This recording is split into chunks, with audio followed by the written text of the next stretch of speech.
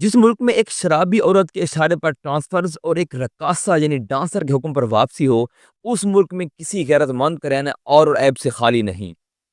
दोस्तों, ये अल्फाज एक इजिप्शियन पुलिस ऑफिसर, एक मिस्री पुलिस ऑफिसर के थे। वाक़या को यूं है कि 90s की दहाई में गालिबन 1998 की बात है कि मिस्र की मशहूर डांसर फीफी अब्दू का हर तरफ चर्चा था। हुकूमती ईवानों से लेकर बिजनेस क्लास तक सब फीफी अब्दू के डांस के दिलदादा थे। वो एक मशहूर बेली डांसर और एक्ट्रेस थी।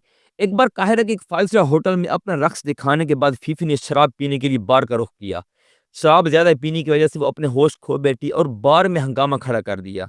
होटल में वीआईपीज़ की सिक्योरिटी पर तैनात पुलिस ऑफिसर फौरन वहां पहुंच गया। उसने बड़े अदब से फीफी से कहा कि आप एक मशहूर शख्सियत हैं, इस तरह की हरकतें आपको जेब नहीं देती।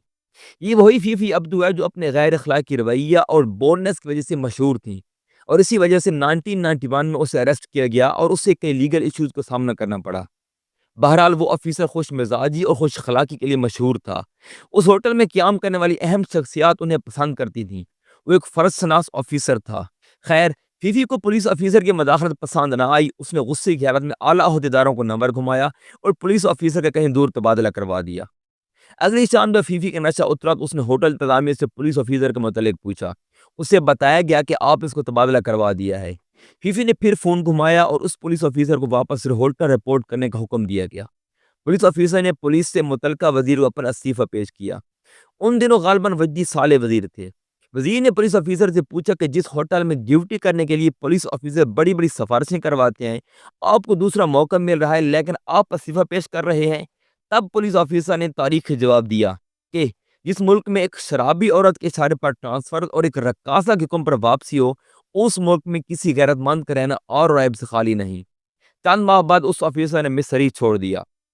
ये सिर्फ मिस्र की कहानी नहीं बल्कि ये मेरे मुल्क की भी कहानी है, जहाँ भी बाजारी लोग उतने ही बाख्तियार हैं जितने गैर मुहज़्ज़ब मुआशरे में होते हैं।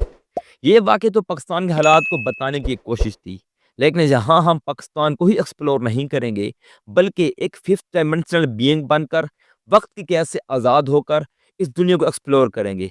कभी माजी पे नज़र डालेंगे तो कभी मुस्तकबिल को झांक कर देखेंगे, तो कभी हाल को एनालाइज करेंगे। माजी में क्या हुआ, उसका इम्पैक्ट हमारे हाल पर कैसा पड़ा, और हाल में जो कुछ हो रहा है उसका इम्पैक्ट हमारे मुस्तकबिल पर कैसा पड़ेगा। ख़ुसूसन कुरान शरीफ में मौजूद मज़ामीन को एक और ही नज़र से एनालाइज करेंगे और इस दुनिया को एक बेहतर अंदाज से समझने की कोशिश करेंगे। तो आइए इस चैनल के थ्रू एक इंटेलेक्चुअल सफ़र शुरू करते हैं। इंशाअल्लाह इस सफ़र में हम ज़मीन से लेकर आसमानों तक का सफ़र करेंगे। उम्मीद है आप इस सफ़र में मेरा पूरा पूरा साथ देंगे।